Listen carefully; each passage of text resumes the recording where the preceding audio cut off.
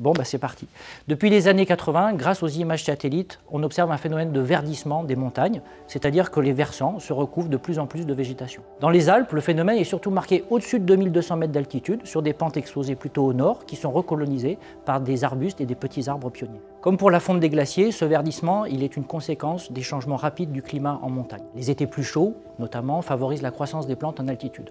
Mais à la différence du retrait glaciaire, le verdissement il est aussi lié aux modifications d'utilisation des terres, en particulier au pâturage par les animaux domestiques et à l'entretien des alpages par les bergers et les éleveurs. Le verdissement il est plus rapide là où l'impact de ces activités a fortement diminué au cours du dernier siècle. Des questions restent à résoudre sur les causes de ce verdissement, notamment son lien avec l'enneigement ou avec les retombées atmosphériques d'azote, mais aussi sur ses conséquences en termes de changement de paysage en montagne, en termes de ressources disponibles pour les animaux sauvages domestiques, mais aussi en termes de stockage du carbone dans le sol et la végétation.